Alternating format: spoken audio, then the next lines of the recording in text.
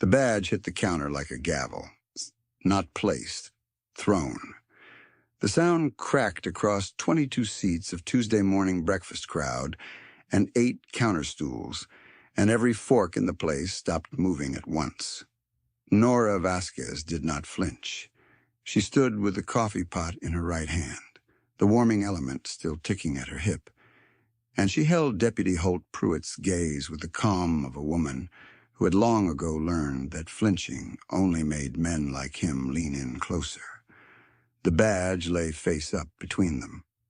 The golden star of the Shasta County Sheriff's Department caught the fluorescent strip above the pass-through and threw a thin arc of light across the laminate countertop. "I said," Pruitt repeated, and his voice carried to every corner of the room, designed to carry, "that I'd like to speak to whoever's running this place, not the help." The word landed the way he meant it to. Nora felt it in the muscles of her jaw, in the tight place behind her sternum where she kept the things she could not afford to say out loud. The coffee pot did not waver. Her wrist did not drop. From the back corner booth, barely visible past the pie case with its revolving shelf of coconut cream and apple and peach, a large man in a leather cut sat with both forearms resting on the table. He had ordered black coffee 12 minutes ago. He had not moved since. His face was shadowed by the brim of a cap he had not removed. His eyes, however, were open, and they were fixed on Holt Pruitt with the absolute stillness of a man who has nothing left to prove and nowhere else to be. Nora did not know his name yet. She did not know what the patch on his vest meant. Not really. Not the way she would understand it 8 days from now. She saw the death's head. She noted it the way you note a storm on a distant ridgeline, and then return your attention to the road directly in front of you, because the road is where you have to survive. She poured the coffee. She had been pouring coffee at Keller's Diner since she was 26 years old. She was 34 now, and the diner sat on a state highway 4 miles outside Redding, California, flanked by a diesel station on one side and an abandoned bait shop on the other, and the view out the long front windows was mostly sky and the tops of dry grass hills going amber at this hour of the morning. She worked the 5 a.m. to 2 p.m. shift, 6 days a week. She drove a 2009 Civic with 212,000 miles on it, and a rear passenger window she kept sealed with a strip of weather stripping. She replaced herself every 6 months. Her son Marco was 9 years old and drew pictures at the kitchen table every night before bed. And every few weeks he would send one with her to work, and she would tack it to the back wall of the diner near the employee lockers, where she could glance at it through the pass-through between orders. The current one was a drawing in green marker of a horse standing in a field. He had written his name in block letters in the upper corner. Marco Pfaff. The V was slightly crooked. She had been meaning to straighten the tape for 4 days. Life at the diner was not easy, and it was not glamorous, and there were mornings when the pre-dawn drive-in felt endless, and the uniform felt like a skin she could not shed. She was not a complainer. She had learned complaint was a currency that purchased nothing at the places she frequented, and she had other uses for her energy. She knew the names of all the regulars and their orders before they opened their menus. She knew that Table 6 had a bad leg, and that the window latch on the far right stuck in cold weather and had to be lifted and pulled simultaneously. She knew that Petra, who owned the place and had owned it for 21 years, took her own coffee at the counter at 6:45 sharp, and that she liked it with 2 sugars, and that on the morning she had slept badly. She sometimes stood at the window and looked at the highway for a long time without speaking. Petra Calloway was 62 years old, broad-shouldered, gray-haired, and possessed of a stillness that Nora had come to understand was not passivity, but the opposite of it. She had run the diner through 3 recessions, a flood that took out the parking lot in 2017, and the period in 2020 when she had operated at reduced capacity for 7 months without losing a single employee. She ran a tight, decent place. She kept the back booths clean and the coffee strong and the hours posted clearly on the door, and she had, for 11 years running, allowed a group of Iron Covenant Motorcycle Club members to use those back corner booths as what she privately called neutral ground, and she had never once been given cause to regret it. She did not describe that arrangement to Nora. She simply kept the back booths clear on Tuesday and Thursday mornings, and Nora had learned early not to hover near them, and that was the extent of the policy. The world worked the way it worked, Petra had once said, meaning something specific that Nora had filed away without fully unpacking. Deputy Holt Pruitt first walked into Keller's diner on a Tuesday morning in early October, 8 days before everything changed. He came in at 7:40, after the breakfast rush had thinned to a handful of truckers at the counter and a retired couple from the campground sharing a stack of pancakes near the window. He was in full uniform, campaign hat under his arm, and he had the physical presence of a man who spent a great deal of time calibrating how much space to occupy. 6'2", broad across the chest, with a buzzed head and close-set eyes that moved over a room like something measuring it. He was not from this stretch of the highway.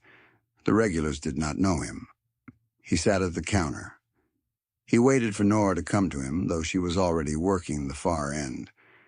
And when she arrived, he did not look at her menu. "What's good?" he said. "Eggs any style," she said. "Bacon's fresh. Biscuits come out every 40 minutes. He looked at her the way some men do when they are deciding whether a woman is worth the effort of a different kind of attention.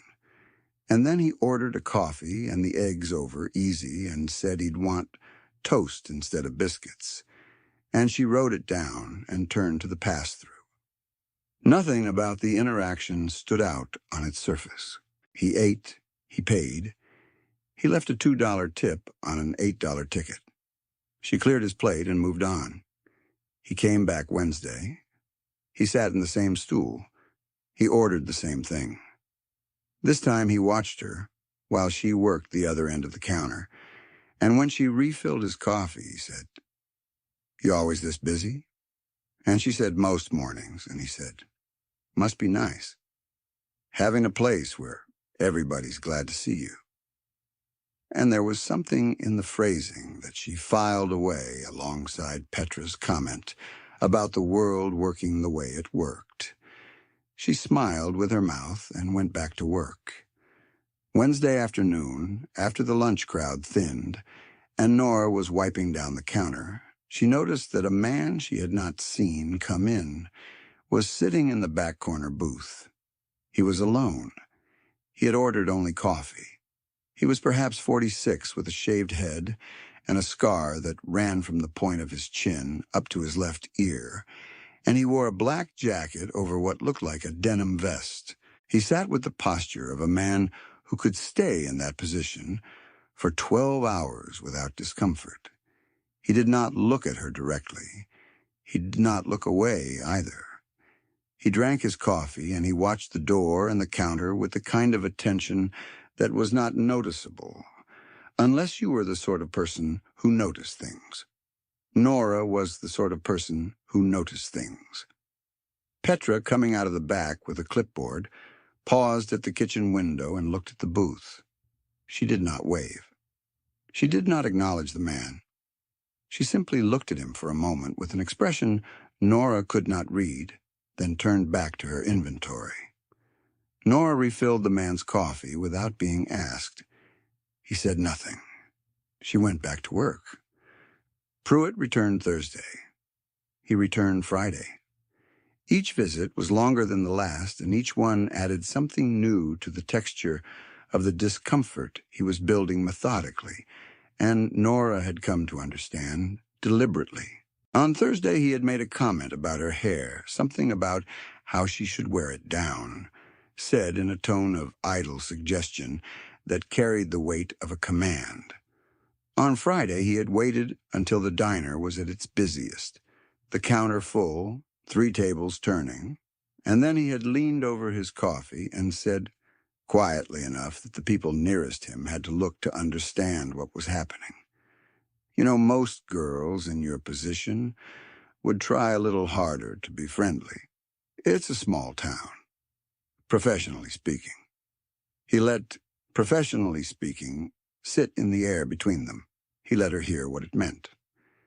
Then he smiled and ate his eggs. She carried the plates that morning with her hands perfectly steady and her jaw set in a thin line, and she said nothing. And she thought about Marco drawing his horse in green marker at the kitchen table, and she kept moving. Saturday changed everything. It was 8:15 when Harold Reese took his usual stool at the far end of the counter. Harold was 73 years old, a retired postal worker who had eaten breakfast at Keller's Diner 3 times a week for 6 years, and Nora had his order memorized.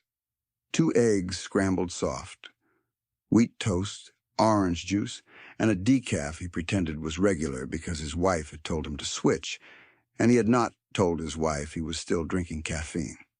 She liked Harold. He brought hard candy in a small paper bag and left pieces of it on the counter for the kids who sometimes came in with their parents on weekends. He had a slow, deliberate way of talking that made everything he said feel considered. Pruitt arrived at 8:40. He took the same stool he always took and ordered, and then he swiveled on his stool and looked at Harold. "You been here a while," Pruitt said. The statement fell into a momentary quiet between the sound of plates and the coffee machine. Harold looked up from his newspaper. "About an hour," he said mildly. This is a working establishment," Pruitt said. "People need seats." The diner was at half capacity. 4 of the 8 counter stools were open. The statement had no practical basis, and every person in the diner understood that. Harold Reese folded his newspaper slowly and carefully, the way a man does when he is deciding not to let someone see how they have landed. "I'm a paying customer," he said. "I believe I'm entitled to sit." "I'm just saying," Pruitt said, "the staff has better things to do than keep your coffee warm. Isn't that right?" He turned to Nora, and the question was an instruction. Nora set the coffee pot down on the counter. The sound of it was quiet but deliberate. She looked at Pruitt, and she felt everything in her chest compress into a single cold point, and she said, clearly enough for the full counter to hear, "Harold is one of our best customers. He's welcome to sit as long as he likes. Can I get you anything else?" The silence that followed lasted perhaps 4 seconds. It felt longer. Pruitt's expression did not change at first. Then the corner of his mouth moved, not into a smile, but into something adjacent to one, the look of a man recalibrating. He glanced around the counter at the people who were watching him. He picked up his coffee cup. He took a slow sip. "You've got some mouth on you," he said. "I'll take that as a no," she said, and she picked up the coffee pot and moved to the far end of the counter. From the back booth, the man with the scar watched all of it without blinking. Pruitt finished his meal, left no tip, and walked out.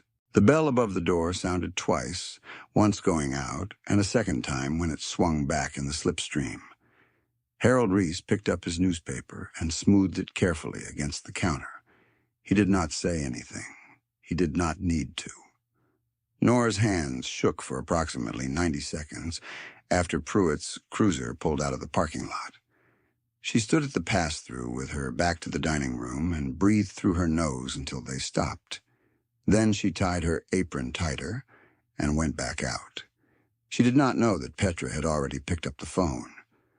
The call lasted 4 minutes, and Petra made it from the small office behind the kitchen, while Nora cleared the counter and Harold finished his paper. And the man with the scar in the back booth set down his empty cup, stood to his full height, laid a $20 bill on the table, and walked out without a word. Dex Malone arrived at Keller's Diner at 2:15 that afternoon, after Nora's shift had ended and the lunch crowd had cleared. He walked in as Nora was untying her apron near the lockers, preparing to leave, and Petra said from behind the counter, "Stay a minute." And something in the way she said it made Nora stay. He was 58 years old, built like something that had been assembled from the ground up with endurance specifically in mind. Not just large, though he was large. 6'2" and broad through the shoulders, with hands that looked capable of very quiet and decisive things. His beard was gray and streaked with black and ran down to mid-chest, and his forearms, resting on the counter as he settled onto a stool, were covered in ink that resolved, on closer inspection, into a full sleeve of precise imagery, including a screaming eagle on his left forearm whose talons extended past his wrist. His leather vest had patches on the back and chest, and the chest patch read President in a block arc over a grinning death's head, and below the death's head were the words Iron Covenant MC. He looked at Nora the way people look at something they have already decided about. "Petra tells me you had a situation," he said. Nora looked at Petra. Petra was looking at the coffee machine. "It was handled," Nora said. "It wasn't," he said. Not unkindly. The way a mechanic tells you the transmission is gone. Not good news, but not personal either, just the state of the machine. Man like that doesn't stop because you stand up to him in public. He comes back because you stood up to him in public. There's a difference between those two things. She knew he was right. She had known it since the moment the diner bell stopped swinging. "What does any of this have to do with you?" she said. He looked at her for a moment, then he said, "Harold Reese is a friend of ours." She absorbed that. The diner was quiet except for the refrigeration hum and the distant sound of a semi downshifting out on the highway. "I don't want trouble," she said. "You've already got trouble," Dex said. "What you don't have yet is company." He drank his coffee. He did not press her further. He did not ask her anything else. He set the cup down, stood, and walked to the back corner booth, the one where the man with the scar had sat all morning. He stood in front of it for a moment and looked at the wall beside the lockers, where Marco's horse drawing was tacked at eye level, green marker on white paper, block letters in the corner. He looked at it for a long time, then he walked out.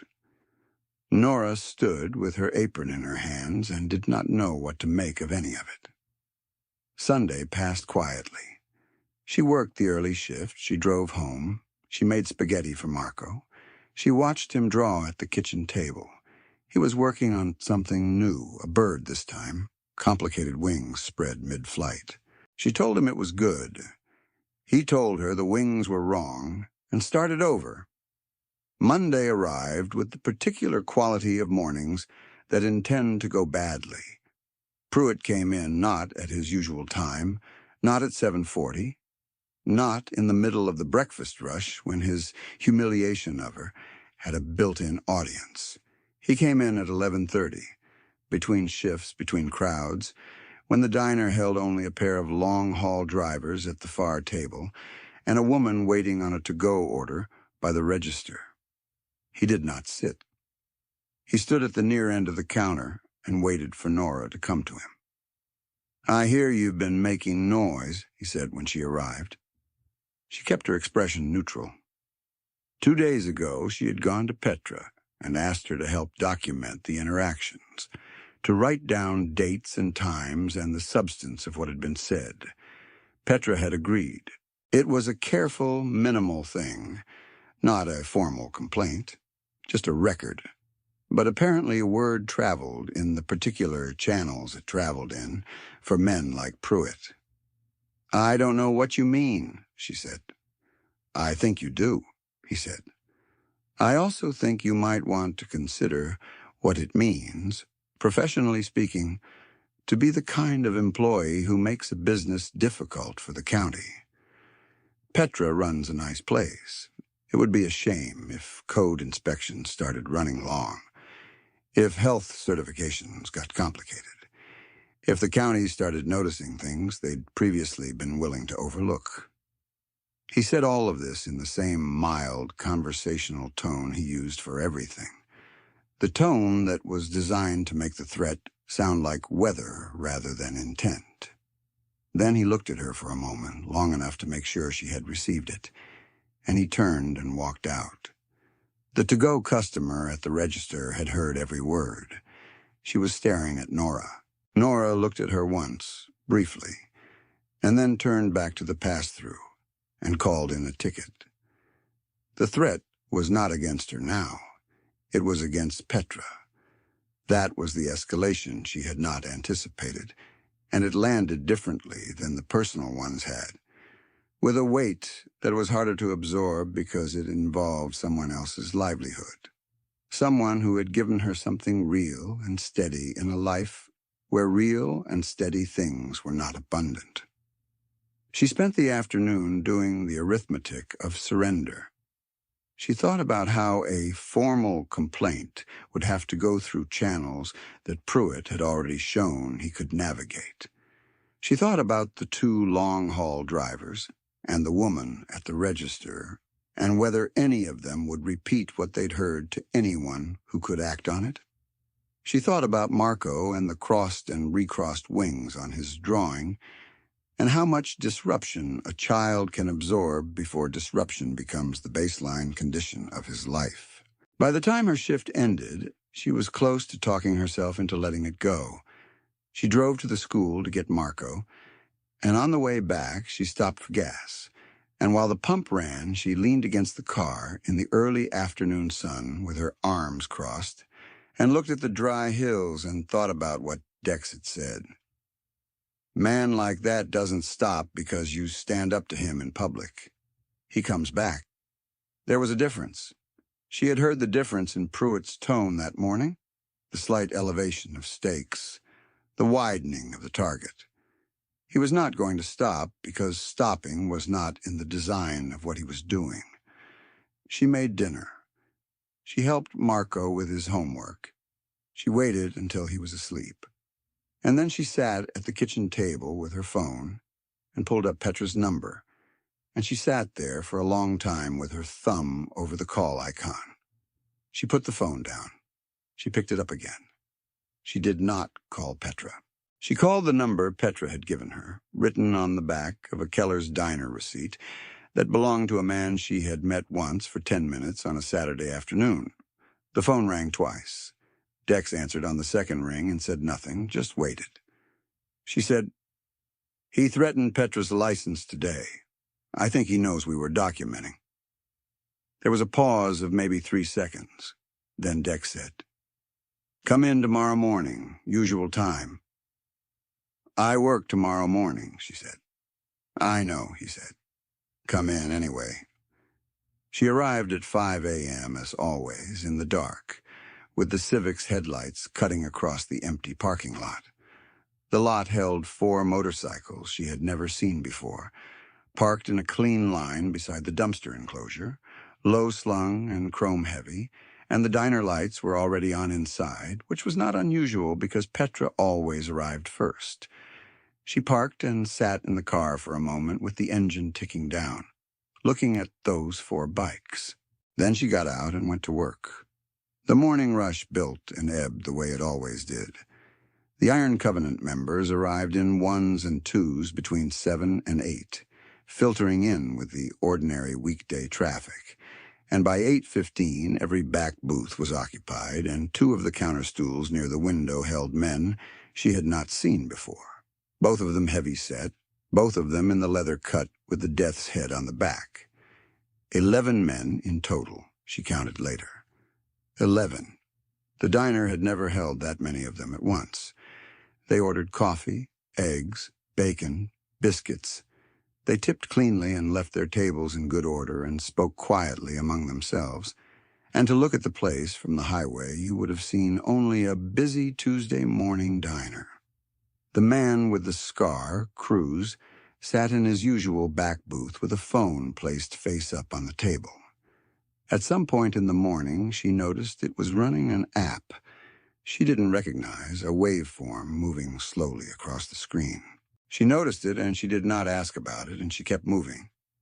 Lenny, the young one, 29 with quick eyes and a tablet in a black case, sat in the corner booth opposite Cruz and had been working on something with focused attention since 7 a.m. She had refilled his coffee 3 times. He had thanked her once, briefly and sincerely, and gone back to what he was doing. At 10:12, the bell above the door sounded. Pruitt walked in. He was in full uniform, campaign hat on his head this time, and he carried himself with the particular weight of a man who had decided this visit would be definitive. He swept the room with the measuring glance she had seen the first morning, and then he stopped. He took in the occupied booths, the men at the counter, the leather, the patches. For one moment, the calculation behind his eyes was visible. He recovered quickly. Pruitt was not a stupid man, and his recovery was practiced. And he recalibrated in perhaps 2 seconds, deciding that the presence of these men was irrelevant to his purpose, deciding that a deputy's badge outweighed a diner full of bikers on a Tuesday morning, deciding that Nora was still the person in this room with the least protection. That was the fatal miscalculation. He walked to the counter. He did not take a stool. He stood at the near end, the same spot he had stood yesterday, and he waited. Nora came from the far end, coffee pot in hand, the same as always. "We need to talk," he said. "I'm working," she said. "That's fine," he said. "This won't take long." He reached into his shirt pocket, and he produced a folded piece of paper, and he set it on the counter. "That's a notice of a complaint registered with this county about a commercial establishment violating loitering ordinance. Your boss is going to want to read that." The paper sat on the laminate between them. From behind Pruitt, a chair scraped back. Dex stood up from the booth he had occupied since 7:30 that morning, and he was, standing, a different proposition than sitting. He stood with the absolute unhurried weight of 11 years of authority, and he walked to the counter, and he stood beside Nora with 2 feet of air between them, and he did not look at the paper. He looked at Pruitt. "Hold, Pruitt," Dex said. His voice was not loud. It did not need to be. It carried the specific acoustic quality of certainty, a voice that had never needed volume because it had never needed anyone to doubt it. "Shasta County Sheriff's Department, 14 years. That right?" Pruitt turned. He looked at Dex, and the measuring glance came out again, and this time it found something it could not quickly process. "I don't know you," Pruitt said. "You don't," Dex agreed. "That's been a problem for you for about 8 days. From the corner booth, Lenny closed his tablet and set it face down. Cruz, without looking up, reached across the table and touched a single button on the phone screen. The waveform went still. Pruitt looked at the men filling the back booths. He looked at the 2 at the counter. His jaw moved, but no words arrived. "There are a few things you're going to want to know," Dex said, "before you decide what to do with that piece of paper you put down." He nodded at the folded complaint notice. "First thing, this diner is under protection of the Iron Covenant Charter. Has been for 11 years. You walked into it 4 days ago without knowing that, and we gave you room to figure it out. You didn't." Pruitt found his footing. "You don't have jurisdiction over county ordinance complaints," he said. "No," Dex said. "We don't have jurisdiction over anything. We're civilians. What we have instead is information." He looked toward Lenny. Lenny opened a manila folder that had been resting under his tablet and set it on the table without standing up. Petra, who had been standing at the kitchen window, came out to the counter. She picked up the folded complaint notice with 2 fingers and set it on the shelf behind her without unfolding it. 7 years of conduct reports, Dex said. 2 formal complaints from female employees at establishments in this county, both suppressed. A 3rd from a woman in Cottonwood who withdrew her complaint after a conversation with a deputy she didn't name in the paperwork. Dates, case numbers, names of the supervisors who signed the suppressions. My associate spent Sunday and Monday putting that together. It's very complete. The color in Pruitt's face had been moving through a progression from its usual outdoor weathered brown to something that carried a gray undertone, the color of a man watching a wall he built get taken apart stone by stone. "What do you want?" Pruitt said. His voice had lost its carrying quality. It was a smaller voice now, occupying less of the room. "I want you to pick up the paper you put down," Dex said. "Take it with you. The complaint against this establishment does not get filed. It does not get reworked and refiled under a different ordinance. Petra Calloway's business is invisible to you from this point forward." Pruitt stared at him. "Nora Vasquez is invisible to you from this point forward," Dex continued. "You don't drive this highway. You don't eat at this counter. If she calls the county about anything, a noise complaint, a road hazard, a dog in her yard, the deputy who responds is not you." The room held the kind of quiet that has texture. The refrigeration unit hummed. Somewhere down the counter, a coffee cup was set down very carefully. "And if I don't," Pruitt said.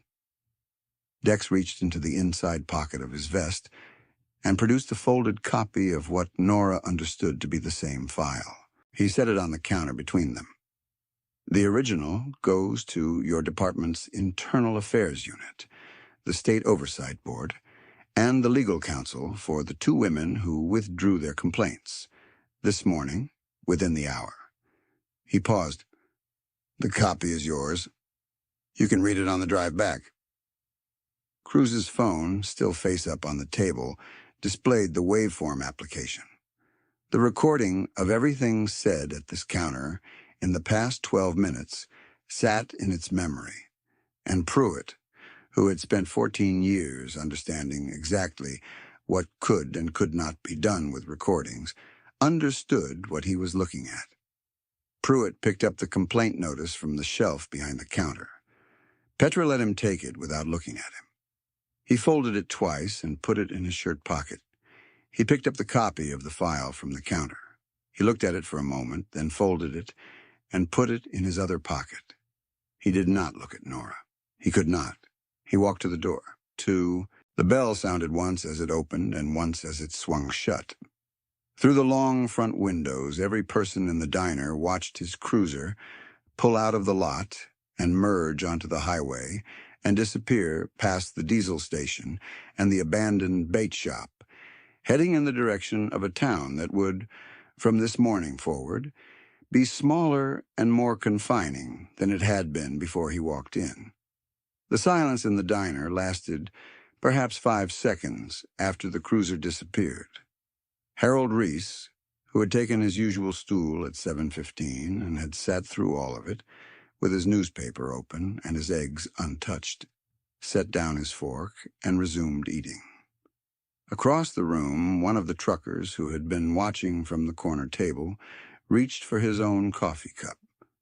A low sound moved through the back booths, something between a collective exhale and a murmur of settled satisfaction. Nora became aware that her left hand was gripping the edge of the counter. She released it. The white marks of her fingers faded slowly from the laminate. Dex looked at Marco's drawing on the back wall, the green horse in the field, the block letters in the corner. Marco Feuve, slightly crooked. He looked at it for a moment the way he had looked at it on Saturday. "That boy needs his mother at home tonight," he said to no one in particular, "not carrying something she shouldn't have to carry." He picked up his coffee cup and returned to the back booth and sat down with his forearms on the table. Petra came around the counter and stood beside Nora and put a hand briefly on her shoulder. Not a hug, not a speech. A hand on a shoulder, held for 3 seconds, then removed. Petra went back to work. Lenny retrieved the manila folder and tucked it under his arm. On his way past the counter, he paused and looked at Nora and said, "For what it's worth, the third woman in Cottonwood. She called me back Sunday night when I reached out. Said she'd been waiting 7 years for something to use." He tapped the folder. "She's got her own copy now?" Nora nodded. She did not trust her voice for a moment, and so she nodded, and Lenny went back to his corner booth. The rest of the morning ran the way mornings ran. Plates came up. Coffee went out. The lunch hour built from the trickle of late breakfast holdovers into the orderly chaos of the midday rush. Cruz settled his check at 11 and left the same way he always left, $20 on the table, no fanfare. The men in the booths filtered out one by one over the course of an hour, some stopping to top off their coffees. One of them, a heavy-set man with a red beard and the word treasurer on his chest patch, leaving a hand-lettered note for Petra about the parking lot light that had been out over the dumpster enclosure. He thought they might be able to get a local electrician to look at it. He knew a guy. Petra folded the note and put it in her apron. Dex was the last to leave. He finished his coffee. He left a folded bill under the cup. He stood, adjusted the hang of his vest, and walked to the door, and then he stopped with his hand on the door frame and turned and looked at Nora. "You'll want to know something," he said. She waited. "What you did Saturday, standing up for Harold? You didn't do it because you thought we were watching?" He held her gaze for a moment. "You did it because it was the only thing you could do and still be yourself. That kind of thing doesn't go unnoticed by people who know what to look for." He pushed the door open. The bell sounded. Through the window, she watched him cross the parking lot to a black motorcycle, low-slung and heavy with chrome, a Harley Softail that caught the midday sun across its tank and threw a bar of clean light against the asphalt. He mounted it without ceremony, no ritual, no posturing, just a man getting on his machine, and the engine turned over and settled into a sound that she felt in her back molars. He rolled out of the lot and onto the highway, and a moment later she heard the second engine, and the third, and she went to the window and watched 4 motorcycles moving single file onto the highway, the sun flashing off chrome in sequence as each one merged into the lane. And then the sound receded down the corridor of dry hills and sky until the diner was quiet again. She stood at the window for a moment longer than she needed to. 3 weeks later, on a Thursday evening after her shift, Petra asked her to stay. The diner was closed, chairs up on half the tables, the evening light coming low and orange through the front windows and turning the worn linoleum gold.